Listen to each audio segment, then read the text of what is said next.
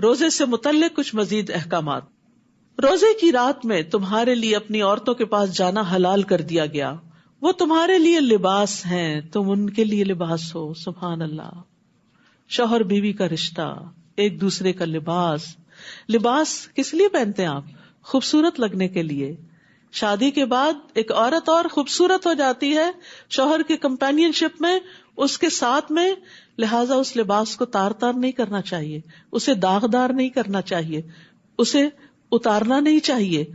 لباس کو لباس سمجھ کر امپورٹنس دینی چاہیے. آپ اپنے لباس کا کیسے خیال رکھتے ہیں؟ ذرا سا بھی میلا ہو جائے تو آپ کو کتنی فکر ہوتی ہے.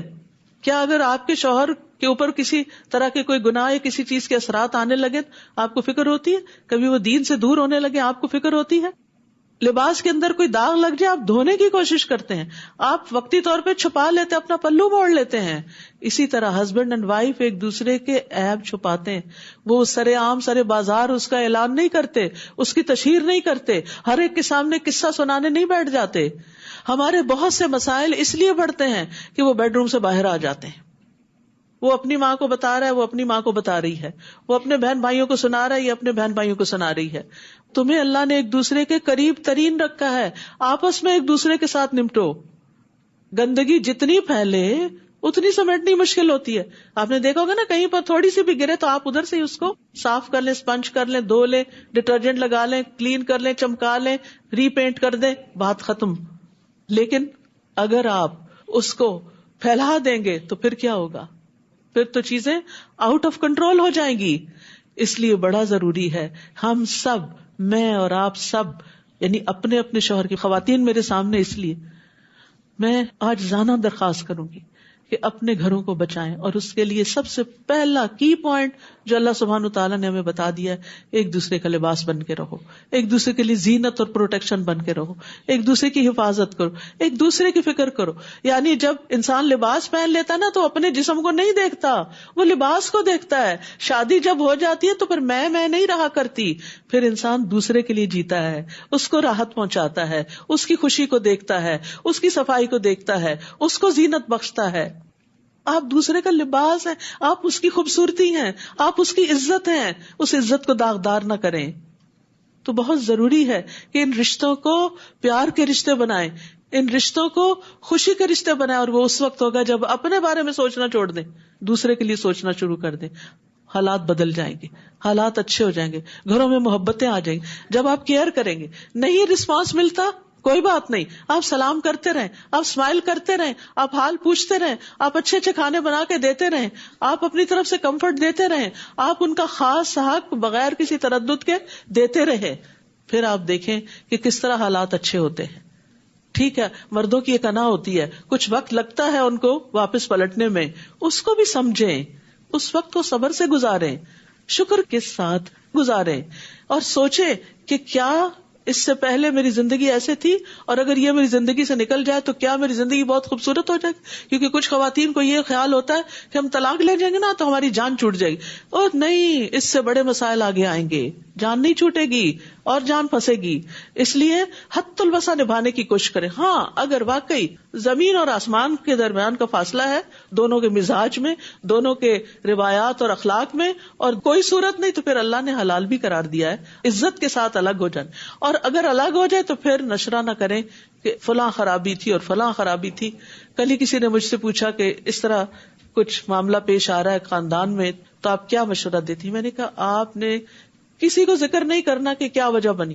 معاملہ لڑکی کے اندر کوئی گڑبڑ تھی, کہیں اور مائل ہو گئی تھی تو رہنا نہیں چاہتی تھی, تو ہم زبردستی تو نہیں رکھ سکتے اگر کوئی لڑکی رہنا نہیں چاہے. اب میں نے کہا کہ آپ نے اس لڑکی کا عیب نہیں کھولنا, کہیں نہیں کھولنا. کوئی بھی پوچھے, بہن بھائی پوچھے, دوسرا پوچھے, تیسرا, آپ کے بس اللہ کی مرضی یہی تھی, بس نہیں بنی, بس بات ختم. آپ ان کا لباس ہیں, اللہ نے آپ کو یہ درجہ اور رتبہ دیا ہے, آپ لباس بن کے دکھائیں, یہ اللہ کا حکم ہے. پردہ داری مت کریں, پردے رکھیں. آپ دوسروں کا رکھیں گے تو انشاءاللہ اللہ آپ کا رکھے گا. کون سا کپل ایسا ہے جس میں اختلاف نہ ہو, جس میں کوئی خامی نہ ہو؟ ہر انسان میں کمزوریاں ہیں, ہر ایک میں غلطیاں ہیں. تو کیا ہم دوسروں کی غلطیوں کو اچھالتے ہی رہیں؟ ہن لباس لکم وانتم لباس لہن, وہ تمہارے لیے لباس ہیں اور تم ان کے لیے لباس ہو. اللہ نے جان لیا کہ تم اپنے نفسوں سے خیانت کر رہے تھے, یعنی رمضان کی راتوں میں تعلق قائم کر رہے تھے ان سے، تو اس نے تم پر مہربانی کی اور تم کو معاف کر دیا، بس اب تم ان سے مباشرت کرو، اور اللہ نے جو تمہارے لیے لکھ رکھا ہے اسے تلاش کرو، اور کھاؤ اور پیو یہاں تک کہ تمہارے لیے صبح یعنی فجر کے وقت کی سفید دھاری رات کی سیاہ دھاری سے واضح ہو جائے، پھر روزہ رات تک پورا کرو، اور جب تم مسجدوں میں اعتکاف میں ہو تو ان سے مباشرت نہ کرو، یہ اللہ کی حدود ہیں، بس ان کے قریب بھی نہ جانا۔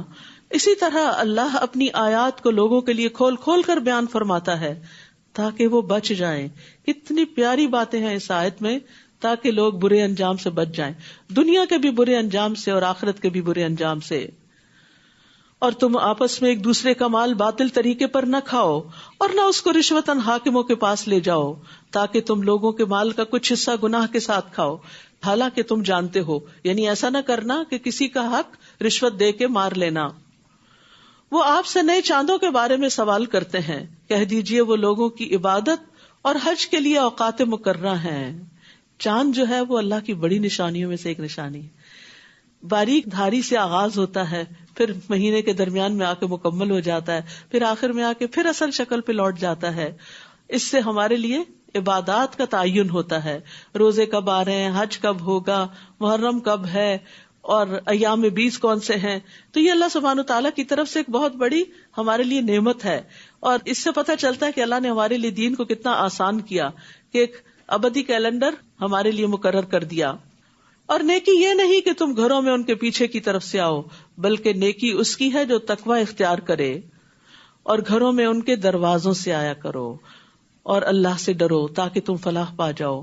یہ بھی ایک کی پوائنٹ ہے، وَأْتُوا الْبُيُوتَ مِنْ أَبْوَابِهَا، ہر کام کو اس کے صحیح طریقے پہ کرو، صحیح جگہ سے چیزوں کو اپروچ کرو، صحیح طریقہ اختیار کرو، اور اللہ کی راہ میں ان لوگوں سے لڑو جو تم سے لڑتے ہیں، اور زیادتی نہ کرنا، بے شک اللہ زیادتی کرنے والوں سے محبت نہیں رکھتا۔ چاہے تم اللہ کے محبوب ہو، اگر تم نے زیادتی کی تو پھر محبت نہیں رہے گی۔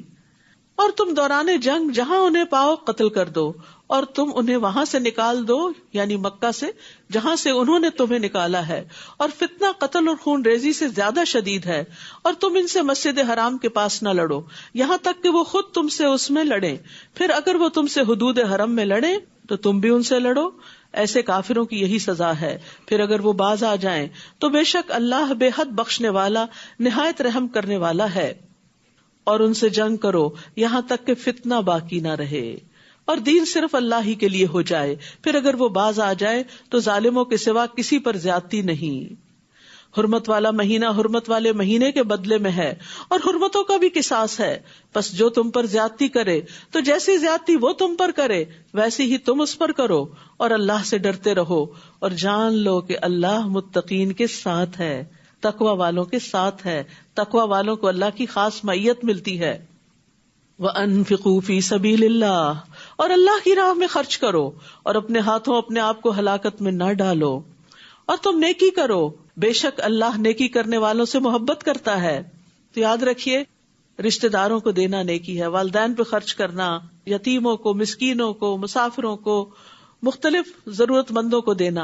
اور یہاں ایک اور خرچ کی مد بتائی گئی، اور وہ ہے فی سبیل اللہ، اللہ کے راستے میں، اللہ کے دین کی تبلیغ کے لیے، اللہ کے دین کے دفاع کے لیے، اللہ کے دین کو پروموٹ کرنے کے لیے۔ عام طور پر ہم جب صدقہ خیرات کرتے ہیں، پیسہ نکالتے ہیں، تو ہم باقی چیزوں پہ تو خرچ کرتے رہتے ہیں، لیکن دین کی ترقی کے لیے، دینی اداروں کی مضبوطی کے لیے عموماً خرچ نہیں کرتے۔ تو یہاں پر اللہ تعالیٰ فرماتے ہیں اللہ کی راہ میں خرچ کرو، اور اپنے ہاتھوں اپنے آپ کو ہلاکت میں نہ ڈالو، کیونکہ دین ہے تو تم بچے ہوئے ہو، تمہاری حفاظت ہے، دین نہیں تو پھر ہلاکت ہے۔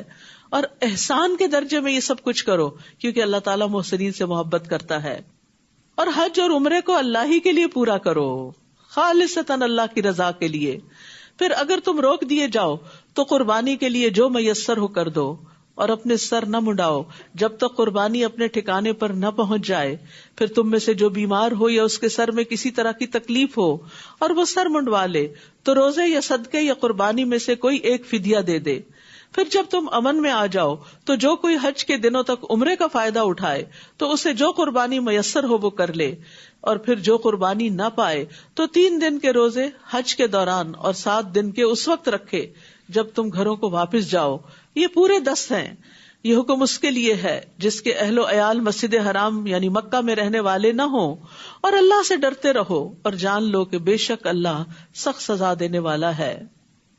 پھر فرمایا الحج اشہر معلومات، حج کے مہینے معلوم ہیں یعنی مقرر ہیں، تو جو شخص ان مہینوں میں حج کو فرض کر لے تو حج کے دوران نہ کوئی بے حیائی کی بات کرے، نہ کوئی گناہ کرے، نہ لڑائی جھگڑا کرے، جو کہ بہت مشکل کام ہے۔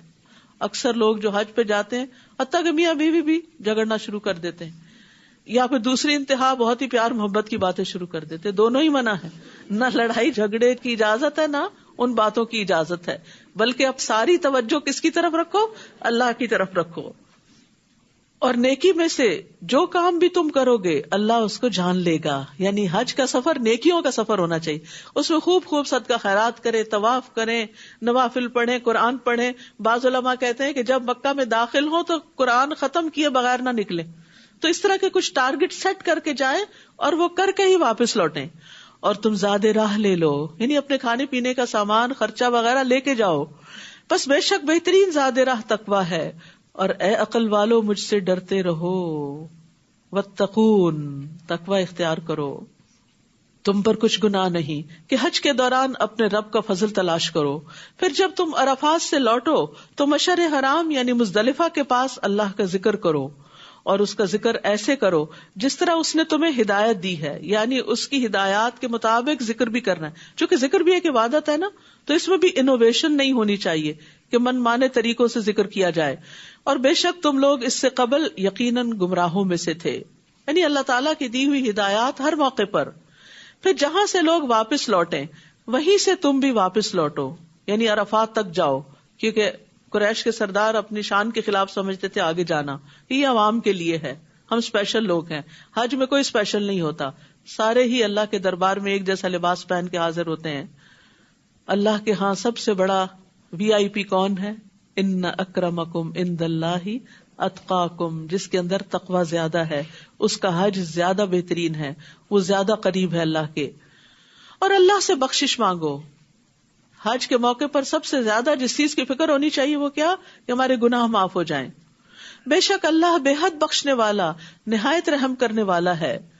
پھر جب تم اپنے حج کے مناسک پورے کر چکو تو اللہ کو یاد کرو جس طرح اپنے باپ دادا کو یاد کیا کرتے تھے، بلکہ اس سے بھی زیادہ یاد کرنا۔ پھر لوگوں میں سے بعض ایسے ہیں جو کہتے ہیں کہ اے ہمارے رب ہمیں دنیا میں بھلائی دے اور اس کے لیے آخرت میں کوئی حصہ نہیں۔ یاد رکھیے حج کے موقع پر صرف دنیا مانگنے مت جائیں، صرف دنیا کے لیے دعائیں نہ کریں ورنہ آخرت نہ ہاتھ سے چھٹ جائے۔ تو حج کے موقع پر بھی کیا کرنا چاہیے؟ وَمِنْهُمْ مَنْ يَقُولُ رَبَّنَا آتِنَا فِي الدُّنْيَا حَسَنَةً وَفِي الْآخِرَةِ حَسَنَةً وَقِنَا عَذَابَ النَّارِ۔ اور ان میں سے بعض ایسے ہیں جو کہتے ہیں اے ہمارے رب ہمیں دنیا میں بھی بھلائی عطا فرما، صحت، عافیت، ایمان، تقوی، توکل، اللہ کی محبت، رحمت، رغبت کی طرف متوجہ ہونا، اور آخرت میں بھی بھلائی، بخشش، اللہ کا دیدار، جنت الفردوس، محمد صلی اللہ علیہ وسلم کی صحبت، اور ہمیں آگ کے عذاب سے بچا، آگ سے بچا کے جنت میں لے جا، آگ میں نہ جائیں۔ نبی صلی اللہ علیہ وسلم یہ دعا کثرت سے مانگا کرتے تھے کیونکہ اس سے دنیا اور آخرت کی ساری بھلائیاں اکٹھی ہو جاتی ہیں۔ اولئک لہم نصیب مما کسبوا واللہ سریع الحساب، یہی وہ لوگ ہیں جن کے لیے حصہ ہے اس میں سے جو انہوں نے کمایا، اور اللہ بہت جلد حساب لینے والا ہے۔ تو ہر ایک کو کیا ملے گا؟ اس کی کمائی کا حصہ۔ جو محنت کریں گے، جتنی بھاگ دوڑ کریں گے، جتنی دعائیں مانگیں گے، جتنی کوششیں کریں گے، اتنا حصہ پائیں گے۔ وَاذْكُرُوا اللَّهَ فِي أَيَّامٍ مَّعْدُودَاتٍ، اور گنتی کے چند دنوں یعنی ایام تشریق میں اللہ کا ذکر کرو۔ پھر جو کوئی 2 دنوں میں واپسی کی جلدی کرے تو اس پر کچھ گناہ نہیں، اور جس نے تاخیر کی تو اس پر بھی کچھ گناہ نہیں، بشرطے کہ وہ اللہ سے ڈرے۔ اصل چیز ہے تقوی۔ ہم ظاہری اعمال کو زیادہ اہمیت دیتے ہیں، تقوی بھول جاتے ہیں۔ یہاں فرمایا کوئی بات نہیں، اگر مجبوراً 2 دن کے بعد مینا سے نکلنا پڑے تو نکل جاؤ، لیکن اصل چیز جو دیکھی جائے گی وہ تمہارے دل ہیں۔ اللہ سبحانہ تعالیٰ اعمال اور دلوں کو دیکھتا ہے، وہ شکلوں اور مالوں کو نہیں دیکھتا۔ اور تم اللہ سے ڈرتے رہو اور جان لو بے شک تم سب اس کے پاس اکٹھے کیے جاؤ گے۔ اور لوگوں میں سے کوئی ایسا ہے جس کی گفتگو دنیا کی زندگی میں آپ کو بہت بھلی لگتی ہے، اور جو اس کے دل میں ہے وہ اس پر اللہ کو گواہ بناتا ہے، حالانکہ وہ سخت جھگڑالو ہے. یعنی کچھ لوگ بڑی خوبصورت باتیں کرتے ہیں، لیکن جب ان کا کسی سے معاملہ ہوتا ہے تو لڑائی جھگڑے پہ اتر آتے ہیں. یعنی وہ اچھی اچھی باتیں کر کے کیا چاہتے ہیں، لوگ بس سنتے ہی رہیں، کوئی آبجیکشن نہ کرے، کوئی سوال نہ کرے، کوئی اعتراض نہ کرے، اور اگر ذرا سا بھی کوئی کر دے تو لڑ پڑتے ہیں. اس کیریکٹر سے بھی بچنے کی ضرورت ہے. دیکھیے سائیکالوجی کی اصطلاح میں ایموشنل لیکس کہتے ہیں اس کو. یعنی کچھ لوگوں کی ایموشنل لیکس ہوتی ہیں. ایموشنل لیکس کیا ہے کہ آپ کچھ چیزوں کے بارے میں بہت سینسیٹیو ہوتے ہیں. جب کوئی آپ کو وہ خاص بات کہہ دے تو آپ کے ایموشن ٹریگر ہو جاتے ہیں اور آپ ریئیکشنری ہو جاتے ہیں. تو اول تو یہ کہ اپنی ویکنیسز بتائیں نا کسی کو، اور اگر پتا بھی ہے تو اپنے آپ کو کنٹرول کرنے کی کوشش کریں. مثلا اگر آپ کو کوئی کہے آپ تو ہر وقت طنزیہ باتیں کرتے رہتے، تو یہ کہنے کی بجائے میں نے کب طنزیہ بات کی، تمہیں کہاں سے لگا، بتاؤ مجھے، اور لڑائی شروع کر دے انسان. اور دوسرا رویہ کیا، اچھا اوکے میں ٹھیک کرنے کی کوشش کروں. چوائس ہے نا آپ کے پاس، آپ کس طرح کا ری ایکشن شو کرتے ہیں. یعنی ایموشنل ہونا یا نہ ہونا آپ کے اپنے ہاتھ میں ہے، اور اگر آپ ہو گئے اور آپ کے منہ سے اور غلط باتیں نکل آئی، آپ ہی کا نقصان ہے، لڑائی بڑھ جائے گی. وہ آگ ابھی بھڑکی تھی کہ آپ نے اس پہ فیول ڈال کے اس کو بہت بڑا کر دیا. تو بہت سے فساد، بہت سی لڑائیاں جھگڑے، چاہے دوستوں میں ہو، چاہے خاندان ایکسٹینڈیڈ فیملی میں ہو، چاہے اپنے گھر کے اندر ہو، چاہے ہسبینڈ کے ساتھ ہو. آپ دیکھیں کہ ہسبینڈ کی کون کون سی بات آپ کو اچھی نہیں لگتی، نوٹ کر کے رکھیں، اور کس کس بات میں آپ ایک دم چلا اٹھتے ہیں اور ایک دم پلٹ کے جواب دیتے ہیں اور ایک دم چیخ پڑتے ہیں. وہ آپ کی ویکنیسز ہیں دراصل. ان کی جو غلطی ہے وہ اپنی جگہ، لیکن یہ آپ کی کمزوریاں ہیں. وہ ہوتا ہے نا جسم کا جو مسل استعمال نہ کیا جائے، اگر بھول کے کوئی ہاتھ لگا دے تو آپ چلا اٹھتے ہیں کہ یہ کیا کیا تم نے. اللہ توبہ، میں نے تو ابھی ہاتھ ہی لگایا تھا تمہیں. پھر پتہ چلتا ہے کہ یہ مسل کبھی استعمال نہیں ہوا تھا، اسے ایکٹیو نہیں کیا گیا تو وہ بہت ہی ٹینڈر ہو گیا، سینسیٹیو ہو گیا. تو اسی طرح ہماری اپنی کچھ ویکنیسز ہوتی ہیں جن پر ہم زندگی میں کبھی کام نہیں کرتے، نہ ہمیں کسی نے بتایا ہوتا کہ یہ ہماری ویکنیسز ہیں. بس کسی کے چھیڑنے کی دیر ہے کہ ہم بھڑک اٹھتے ہیں. تو آپ اپنے آپ کو خود اینالائز کریں کہ کون آپ کی مدد کرے، خود کریں، کیونکہ کسی نے آپ کو بتایا تو آپ اور بھڑکیں گے. تو اس لیے بہتر یہ ہے کہ اپنے آپ کو خود ہی بتائیں کہ کون کون سے مواقع ایسے ہیں کہ جس میں میں آپ پہ سے باہر ہو جاتی ہوں. بیچارہ شوہر، ایک ابھی منہ سے آدھی بات نہیں نکلتی کہ ہم اس کی پوری کر دیتے ہیں. بچے بیچارے ابھی انہوں نے کچھ شروع ہی کیا ہوتا ہے تو ہم کہتے ہیں پھر شروع ہو گئے، پھر تم گیمز کا باکس لے کر آ گئے، تم نے پڑھنا نہیں ہے. وہ بیچارہ ہو سکتا ہے صاف کرنے کے لیے رکھ یا اٹھا کے ایک جگہ سے دوسری جگہ لے جا. ہم نے بس دیکھ لیا کہ اس نے ٹچ کر لیا شجر ممنوعہ کو، بس ابھی اس کی شامت.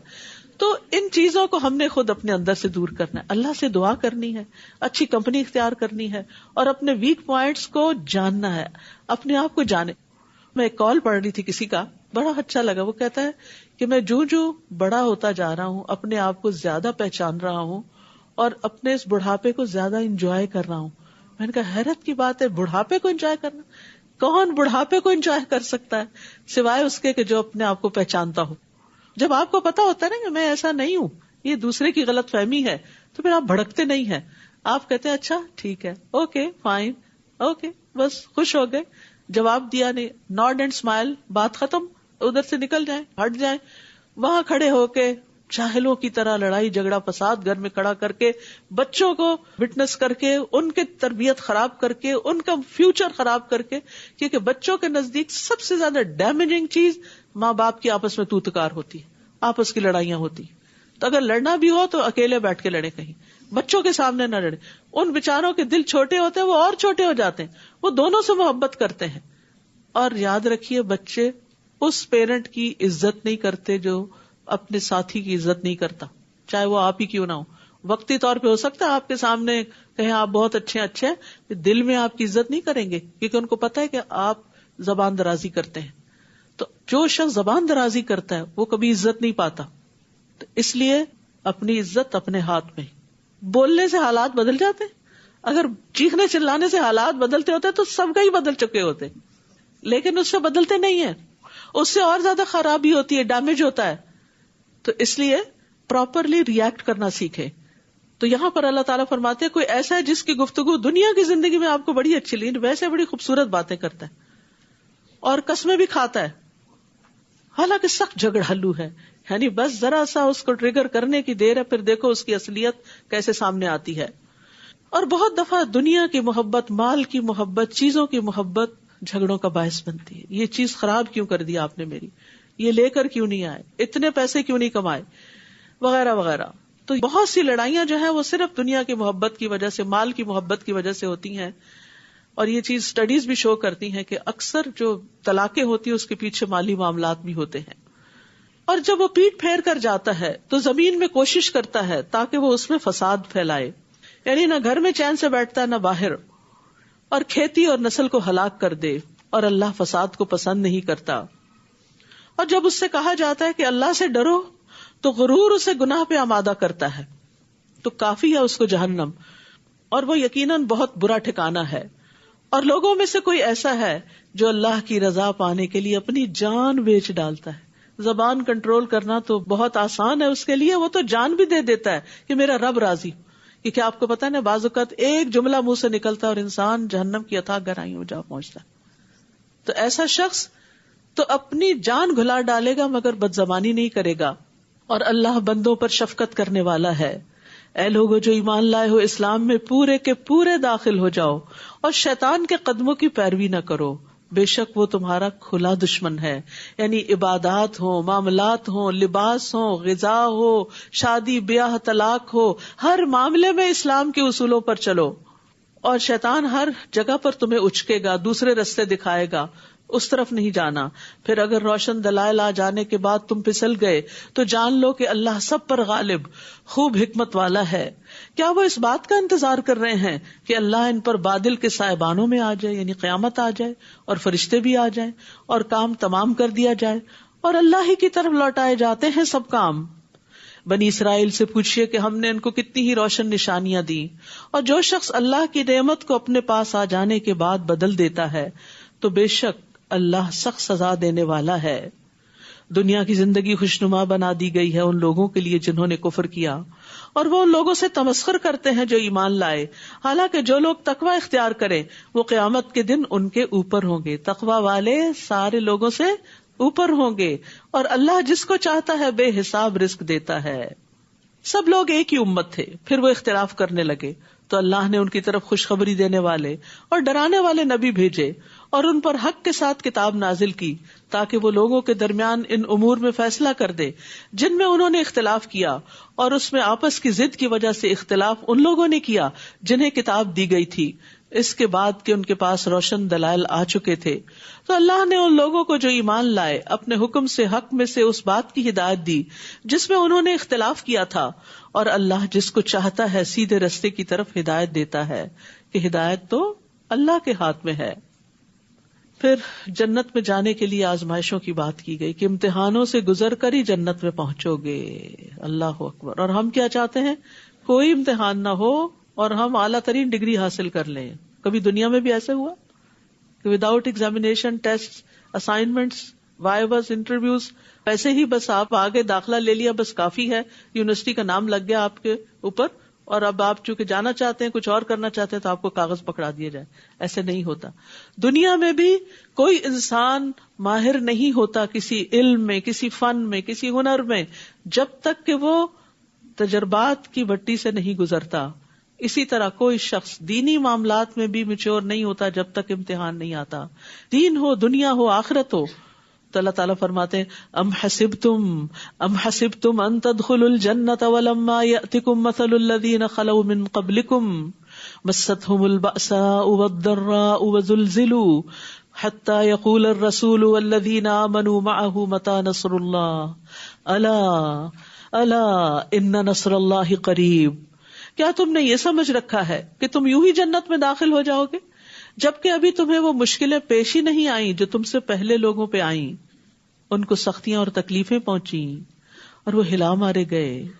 دین کے راستے میں ان پہ بڑی بڑی مشکلیں آئیں، یہاں تک کہ رسول اور وہ لوگ جو ان کے ساتھ ایمان لائے تھے پکار اٹھے کہ کب آئے گی اللہ کی مدد. سنو بے شک اللہ کی مدد قریب ہے، یہ وقت گزر جائے گا.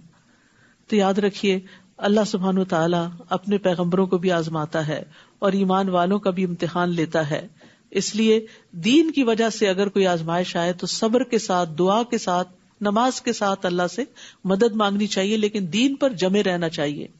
یسألونک ماذا ینفقون، وہ سوال کرتے ہیں آپ سے کہ وہ کیا خرچ کریں.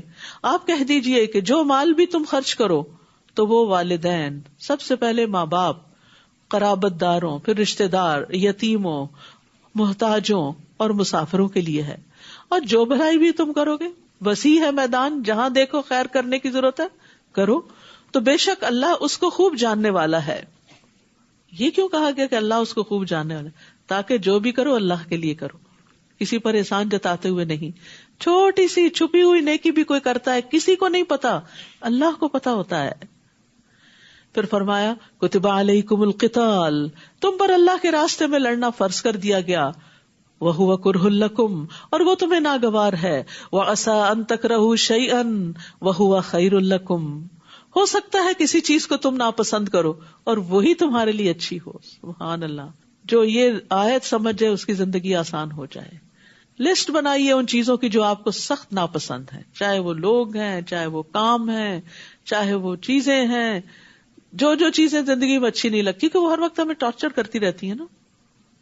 اور پھر سوچنا شروع کیجیے اس میں کیا خیر ہے، اس میں کیا خیر ہے، اس میں کیا بھلائی. موت کو زندگی کے درجے پہ لا کے سوچیے. پازیٹو تھنکنگ، بالکل الٹ دیکھیے، اس کا عکس دیکھیے کہ یہ میری زندگی میں کیوں ہے، یہ مشکل کیوں آ گئی، یہ امتحان کیوں آ گیا، یہ ناپسندیدہ چیز کیوں پیش آ گئی، اور اس کے آنے سے میری اصلاح کتنی ہوئی، میری تربیت اور میرا تجربہ اور میرے اندر نکھار کتنا آیا، اور پھر اس پر میرے لیے اجر کی کتنی بشارت ہے، مجھے اس کے بدلے میں ملے گا کیا اگر میں نے اس کو برداشت کر لیا. اور ہو سکتا ہے کسی چیز کو تم ناپسند کرو اور وہی تمہارے لیے اچھی ہو، اور ہو سکتا ہے کوئی چیز تمہیں اچھی لگے اور وہی تمہارے لیے بری ہو. اور بہت دفعہ ایسا ہوتا ہے، بہت چاہتوں کے ساتھ کوئی لڑکی پسند آتی ہے، لمبی چوڑی خواریوں کے بعد، اور پھر اس کے بعد انجام کیا ہوتا ہے.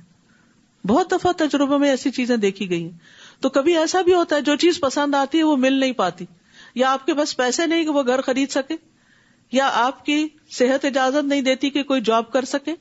تو کئی چیزیں دل کو بڑی اچھی لگتی ہیں لیکن آپ کر نہیں پاتے یا آپ کو ملتی نہیں، تو اس پر حسرتیں نہ کریں، اس پر غم نہ کرتے رہیں، اس پہ دکھی نہ رہیں، اس پر پریشان نہ ہوں، بلکہ اسی میں خیر سمجھیں کہ ہو سکتا ہے یہ میرے لیے اچھی نہ ہو. بظاہر اچھی ہے کیونکہ ہر چمکنے والی چیز سونا نہیں ہوتی.